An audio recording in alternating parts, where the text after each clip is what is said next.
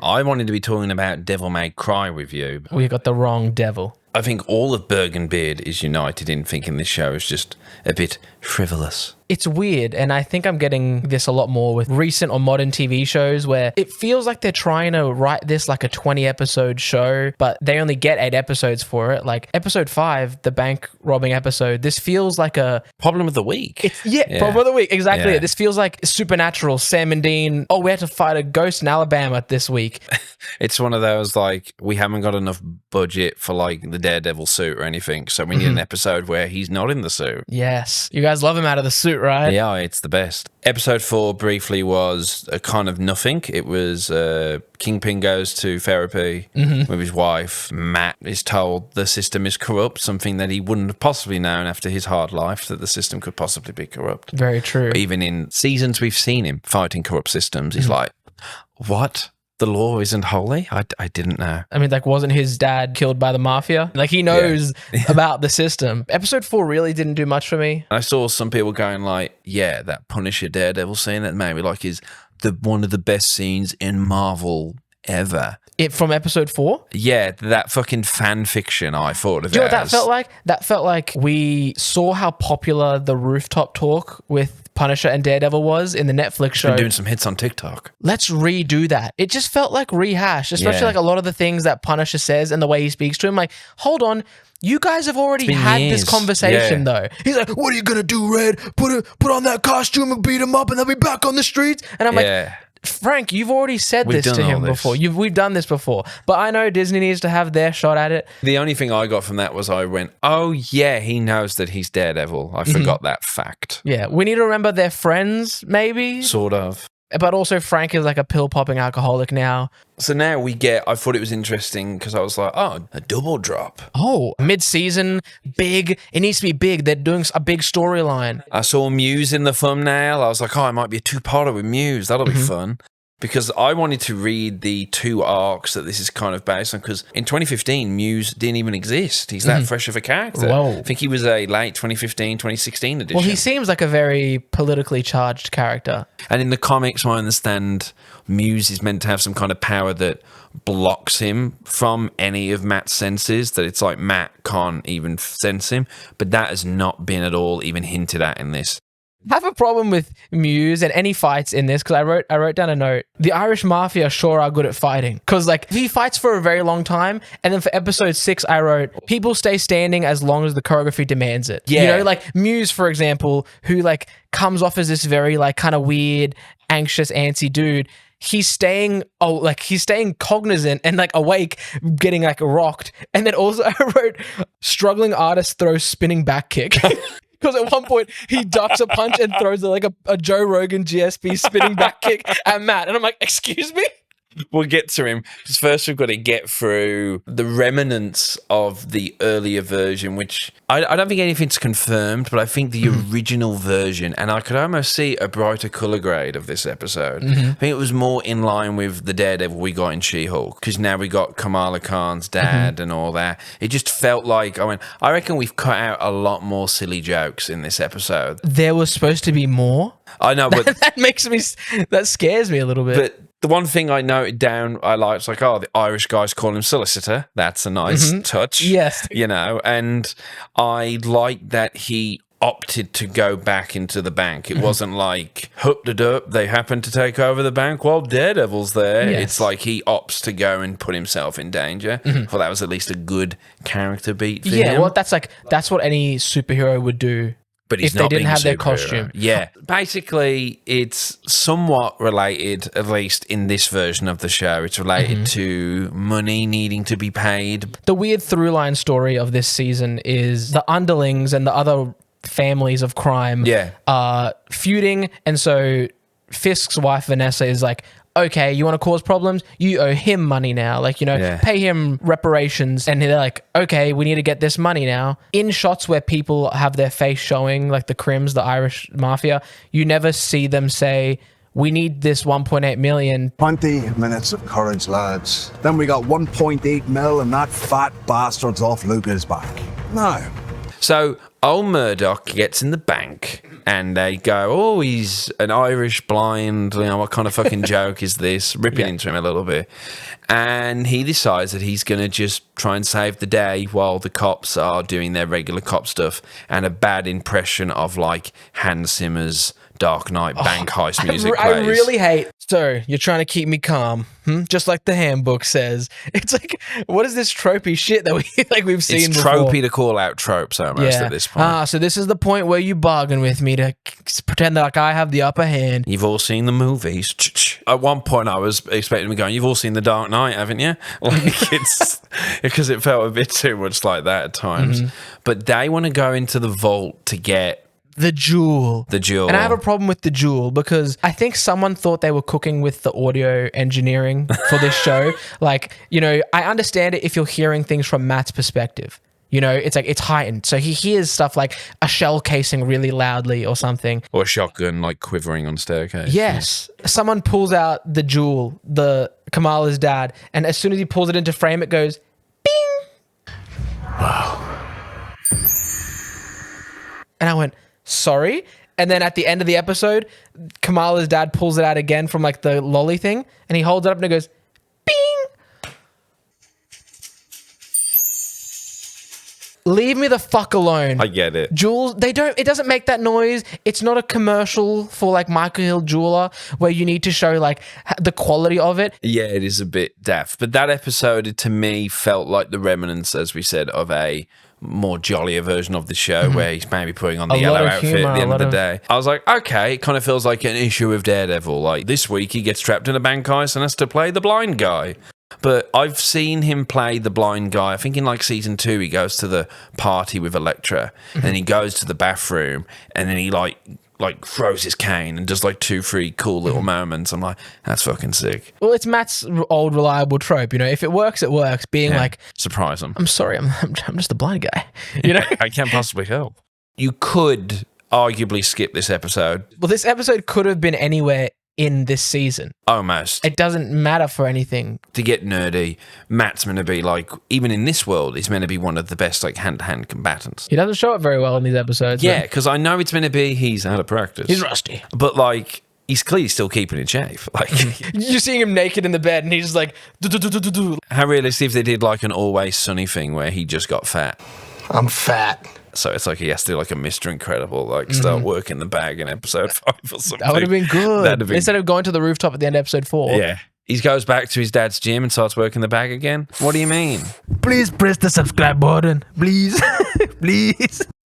Slowly, they want his story to be that he's losing faith in the justice system. He needs to take things into his own hands. And you see that in episode 6 where he's like, he goes to call the police to help Little White Tiger. He goes, fuck it. Because fuck it. He needs to take it into his own hands. We didn't see him try to take a chance with the police. Yeah. Because where this was before the episode 6 where he completely loses faith almost, he didn't even have like an almost He just like was on the phone. He's like, I'm going in. He's been dealing with corrupt police since season 1. It sometimes just feels like we're retreading, particularly since this is called Born Again, but season 3 did the Born Again storyline. So it's like, it feels like we're retreading things where in season 3, he wasn't wearing the suit and he was like trying to figure out what he wanted to be and try and get his life back in order. We're over the halfway point now with the show, and we got him in the suit finally properly. We're not counting the intro scene of the first one because that's almost like an epilogue kind of thing. So they wanted to give us some Daredevil stuff before he went and put it away. He looks a bit funny because he has a bit of a longer beard. Did you notice that? Like, yeah, he looks a bit funny. Picky, but yeah. Well, that's episode 5 kind of just wraps up. I felt like it was a fun episode. I thought the Irish stuff was a bit bantery.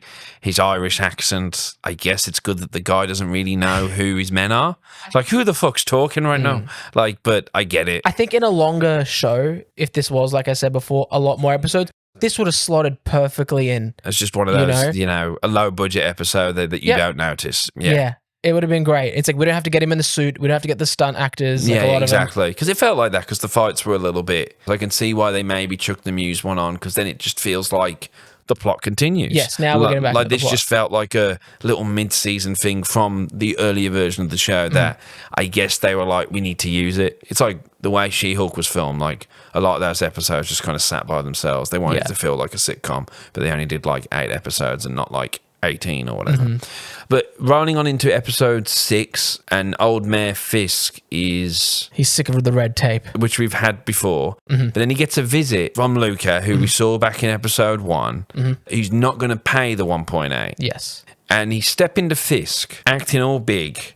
Like, you're old, you've been out the game. It's like... Do you know who this guy is? Like, this guy still has the reputation. Yes, in charge of that holdings. Like, his wife's running it, sure, but he's there. Like, he's got some say in it. But it's like, do you think he won't hurt you now because he's the mayor? Yeah, but like, you know the guy's story. Like, he ripped a guy's head off with a car door. He went to prison and took over the prison immediately. And then got out of the prison and became the mayor. It's like, you know this guy still has power. Yeah, he got shot in the face and he's still walking around. And you're going to go, you old fuck. Like, it's like, obviously, I get it, but it just, to me, I was like, this doesn't make sense for a person to be someone who's still quite highly regarded. It's not like he's missed a step or went soft. I guess they think he has because he's the mayor, like Mr. Mayor. It's like, he's still corrupt as fuck, like, you know he is. But anyway, that's neither here or there. But he basically tells the guy, you've got to the end of the week to give me 2.8 now because of the disrespect, but it's kind of being blown off. But we know Fisk isn't going to let that stand. And that goes through to his story with Vanessa, where they're getting closer now, at least from how they were at the start of the season. Yes. And I think maybe I'll get your opinion on this. They're trying to show that she's more attracted to him now as the Kingpin. He's like, I went to Luca and I said, that's not going to cut it. You owe me 2.8 now. Like, he's talking more about the business. That she preferred. She prefers it. And so she's like, you know, looking at the bed, you know, all kind of seductively, putting on his suit, you know, helping him at his galas and stuff. The cutting of that was weird because I was like, is this before or after the gala? But I think it's meant to be before because then he puts his suit on and... Are they trying to say he's getting fat? I don't fit my suits as well anymore. But the joke is Vincent has lost weight since... I think he's tinier than he was back in season 1 or season 3. Turning into the Spider-Verse Kingpin. So this episode is about Muse finally coming into it. So Muse apparently has killed at least 60 people. But we reckon it's more. Fisk has some killer line of like... When the sanitation department figures out there's a serial killer before the NYPD does, maybe it's time to switch up the protocols. It's like, okay, that's pretty cool. Fisk taking things into like his own hands, because like that's kind of what he's been trying to do, but like the red tape's been stopping him. He's trying to run it like his criminal empire. Well, he's like, that ran well, so why wouldn't I? Yeah. And it's like, I'm going to make it twice. You're going to make a task force with all the corrupt cops. I'm like, that's a great idea. If I was the mayor, I'd be like, that's my task force. Yeah, that's my hit team. Let's go do that. So he just wants to get his language being like, it's not serial killer, it's a masked menace. He's grouping them all in together. He's grouping them all in because through starting with Muse, a serial killer, he can put that onto like Daredevil eventually. Yes, and they set this up when he's at the benefit and he's speaking with the swordsman who we have a quick little shot of. Yes. And then he's there going like, whoa, whoa, whoa. Basically a scene of people not really liking what Fisk is doing. Like, clearly you only want to invest in that because it's your own stuff. And you just want to, you know, you're corrupt and all that.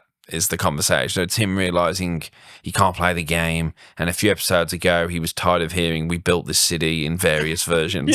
Like, the Latvian version. I was like, oh god, that's good. And then they brought it up again today. He's like, I don't want to go to that. Like, no, children, thank you so much. One's enough. Is this some like university level like genius here? It's that they're starting to realize they can't get anything done. Yes, it's harder. It's like, and maybe Fisk and Matt have things in common. Maybe they do this. They're parallel. Well, you know, I mean, look, and I'm bagging it out, but like, I think we've explored this particular element as much as we all love Fisk and we love this version of Fisk. People really love Vincent D'Onofrio's Kingpin, so it's like we really have to. I mean, hell, they killed him off and had to bring him back, so they could milk that cow a little bit more. He's finding out he can't do the mayor stuff as well because he doesn't have that freedom. He's running into roadblocks, and so that's what's drawing him back. And the reason why he wants to be good is because his surrogate daughter used her special Mayan mind powers to fix him. I don't understand what that really did because we see him fighting Adam. It's also cross-marked with Muse getting a genius. I wouldn't call it absolute cinema. I call it absolute obvious. I always like the way Fisk fights. I don't know why they make it seem like this guy could beat up Thanos. I don't know how, but they make me believe that he's just a unit. Before Matt is informed that there is a serial killer by his greatest friend of all time, Cherry. the retired guy, he's listening to a video that is talking about underground New York tunnels. Mm-hmm. And then he gets What are told the odds? there is a serial killer and some hints about maybe how he's operating. But Steven, did you forget that my new favorite intercut character, hopefully she just replaces BB, which she won't. I hate BB, by the way. We get Little White Tiger, whose job it is to just make Matt feel guilty for the death of her uncle. Why can't you lawyer my dead uncle back to life? What do you mean you can't stop people from getting kidnapped? You're a lawyer. I'm like, sorry. I'm a blind but he's lawyer. also blind. I'm an extra at you. You're barking up the wrong tree, sweetie. But that's how Matt finds out about those tunnels. Is she goes, people are going missing by the G train tunnels. How has this only been noticed now? Like 60 people have went missing, and now it's only been like, oh, I think this is related. Yeah. I mean, they haven't emphasized it. It would have been cool if maybe in those BB videos there was like this. Hate him. Yeah, the add-ins of like, Girl, people's is going missing on the street now. I ain't never going down there, so. Muse has been killing at least 60 people and been using art with the blood, and he can't wash it out. And a great epoxy layer over the top. So that, we just can't clean it out. I was using the sandblasting with the diamond grit. So it turns out the sanitation officer did a chemical analysis on the graffiti, and it turns out it was blood. So Muse uses all this red blood to paint subscribe buttons for Bergenbeard all over New York. Surely this is the job for the Avengers. Yes, when do they call them in? When does this go above friendly neighborhood levels? So, but this is what I'm saying, 60 people being killed. I'm like, I reckon Spider-Man might take an interest. Just a little bit. Like, maybe Spider-Man would swing in, but like you just have to ignore it. Yeah. So Daredevil realizes that the girl who was just yelling at him about being lost in the tunnels has now been taken. So he goes, fuck it. So the big point of this episode is he goes down to the tunnels, and the whole sequence, I mean, the way Muse reminds me, just because of the environment he's in, he reminds me of the... Hellboy? My man, yeah, man. Hellboy, you got it. Yep. Look at us. Of the Hellboy clock guy. Yes. Who is... God, that's such a good film. I like the way he was shot and he was moving. It He's made like me... the way he got up. Yeah, that's what made me think there is maybe something to Muse that maybe he can take a lot of damage or we can heal. Yeah, well, he was taking a lot of damage in that fight. He was getting smoked. But he was waking up and being just fine. Well, being relatively just fine. I thought the choreography was particularly quite good, at least. Yeah. You know, he had like the small knife, which kind of makes sense because he's a graffiti artist, probably good with... I know, I went with it. I understood. But he's like, was holding his own against Daredevil, but they still... I like that it was still that Daredevil in a straight fight will still probably beat him up. Like, it still was in his favor. But yeah, it's pretty good, like, little sequence which ends with strangling him to the point where he thinks he's at least passed him out. So then the moment the heart stops beating, he lets it go. He goes and wakes up Little White Tiger, whatever her name is, and then intercutting with Fisk finding Adam. Well, it's great because Fisk is like, when fighting someone bigger than you, a weapon can even the playing field. And that's when you see it cuts back to Muse pulling out the knife. Yeah, and exactly. I'm like, that's nice. And then they're both punching them in the head at the same time. I love anything involving the billy clubs. There's that awesome bit where Matt just throws the billy club and it ricochets off like four corners to just confuse Muse. And yeah, I thought, oh, that was pretty good. Oh, that's it. His girlfriend has a really like deep, oh man, I've never heard this concept put to me before. Whoa, you saying people put on the mask to like hide their identities or something? Like, what are you talking about? Like, maybe it's like, you know, I'm like, what are we doing? Like, I don't know. Successful author and like very decorated therapist. We all wear masks, metaphorically speaking.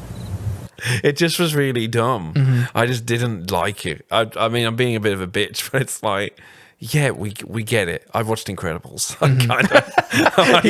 You know, like, but no, I'm just being a dickhead for that one. If this show is written how I think it's written, and it's showing its true colors now, it's showing its hand to me, we're seeing a lot of different people very quickly and never seeing them again. I don't think we're going to see Muse again. Really? We got Bullseye, you know, we got White Tiger, we've got Muse, you know, we got The Swordsman, we've had Punisher. Do you think that's it for Punisher as well? Well, I don't know. Because that was the only scene we saw with him in the trailers. Maybe they do a little team up. Yeah, I think they're doing like, who's going to make an appearance in this episode? I feel like the original show was doing what kind of She-Hulk was doing, which was just problem of the week stuff, maybe. Yeah. But they're trying to bridge it in with like added things, like it's meant to be about the dual descent. Like the overarch is meant to be two men trying to make it straight, veering off the course again. I think they can't go too crazy with a supervillain for a season or like a 4-episode, 5-episode span, have him come back, because Fisk is the villain. The city is the villain for both Fisk and Matt. The city just can't make it work, and they can't make it work in their respective like fields, and they have to go back to what they were doing. Going back to like the through line we're talking about. The vigilantes or the villains, whoever, is just a representation of the city in each episode. So you then think that the task force that's been assembled to specifically get Muse is now just going to be put on, you might as well call Daredevil. Punisher's going to have to take down his followers. Because they haven't put together to get Muse. I think we'll see Muse again. Like, it'll be like, Muse is back. And we see him spray painting something, and he just gets firing squatted by like a bunch of cops or something. Oh, I hope not. Like, they're going to use that to show how far the task force is going to go. I know, they've like emphasized that like this is a big New York problem. People are going to want this guy got. So at the very least, next episode, if he's not an element anymore, he's going to be talked about. Mm-hmm. There's going to be like the police are still searching for him. Yeah. Because assumingly Daredevil isn't going to like drop by and go, I beat him up. I mean, I guess Little White Tiger's going to say, Daredevil saved me. Mm-hmm. And she's going to be one to tell them where it all was. He can tell his detective buddy. His former detective, his PI buddy. Yeah, so it all gets dropped. He has a guy on the force. He has a guy on the force. So it all gets whispered in. I think they'll talk about Muse, but again, that's it. I think until that's season it because they are just pawns in the overarching villain, which is the city and Fisk. If that's the last we see of Muse, I'll be pretty disappointed because I know he was only really kind of showing up in the last episode or two. He would have been a good thing to have had slowly appearing in the background. We see some of his art, then we see people disappearing, and then it's just slowly but surely. Where do you think these next 3 episodes are going to go? Well, that's it. I can't tell you where they're going to. It just has to be the through line of, well, now he is Daredevil again. So now it's like he has to continue being Daredevil. It was originally 18 episodes, a long, good season, and then it got split in 2. So I think people think we're getting a season finale. We're getting what was the mid-season finale at episode 9. Where do I think this show is going to go over the next? Just the next 3 episodes. Fucked if I know. Apparently there is some mid-season, here's what's coming up, but there's nothing that's been built towards other than Fisk and Daredevil clashing over something. Or them making the ultimate final step back into their old lives. Because this is him becoming Daredevil, but Fisk was just beating up a guy. It wasn't like he was going like, I'm going to order the death of 12 people. Or like killing a whole union site or something because they weren't going to build something for him. Exactly. So maybe that'll be,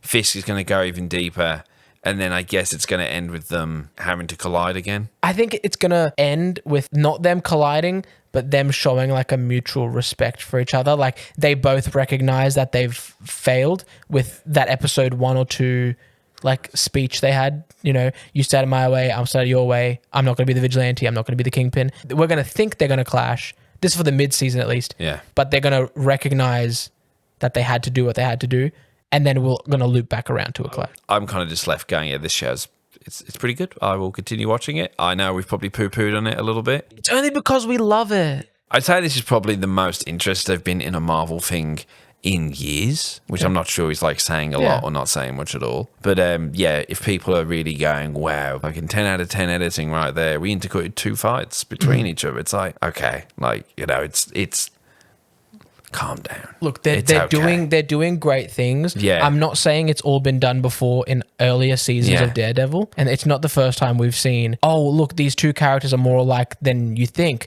Watch them do the same thing. Yeah. Mirrored. All of season 1 is that, though. We see Matt's flashbacks, and then we see Fisk's whole flashback episode in season 1.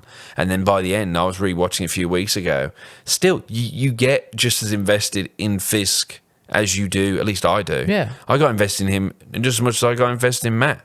And I think season 1 of Daredevil is one of like the best adaptations of a superhero thing ever. I think Fisk's a bit boring in the Disney. I do think he's losing a bit of his edge. I think he'll warm up like as we see him slowly descend into darkness a bit more. And I will compliment the people involved that they are making something that is clearly a hodgepodge of a whole different vision, and they've had to try and make this work, make it more violent. As soon as things like reshoots are involved, like late in a process, it's like, damn, they're making it work to the point where I think if someone was unaware of all this behind the scenes drama, they probably wouldn't notice or think about it. Like they probably would just think it was meant to be this way. So I watch it going, I'm keen for season 2 where they are starting like fresh. We've got the vision. We don't have to worry about like reshoots or changing storylines or making something work. This is a good average throughout. I'm just like, I just want him in the fucking suit doing Daredevil stuff. And like, if do you're honestly going to go, do a Monster of the Week show, I've 20 been saying- episodes saying with this. him in the suit. Like, you're Disney. Surely you've got the money to do that. Courtroom by day, Daredevil by night. But like, I think there is a bit of a demand for those type of shows, like that were missed, like what Flash was or Arrow was, at least, even that. But with the Disney money, where I mean, he to me more so than any other superhero does really suit that format. He's a lawyer and a vigilante. It just works as a monthly comic book and as a weekly TV show. He is the best portrayal of two characters in one. Yes, Peter Parker, he's a schoolboy, but it's like no one's really interested in the life of Peter Parker. Peter can never go over 25 is kind of the jack. Yeah, but it's like Matt, we can see him bang chicks and put criminals in jail. Exactly. And like have witty courtroom stuff. Sorry if you're annoyed at us for hating this show, but I always try to remind people the fact that we've recorded our opinion and put it on the internet does not mean it's valued more than yours. I think some people think that because we're here, we have some more authority because we've recorded our opinion. We don't. We just have the ability to record our opinions, so we do. Exactly. So just if you leave a comment saying you liked it, it's worth just as much as our opinion.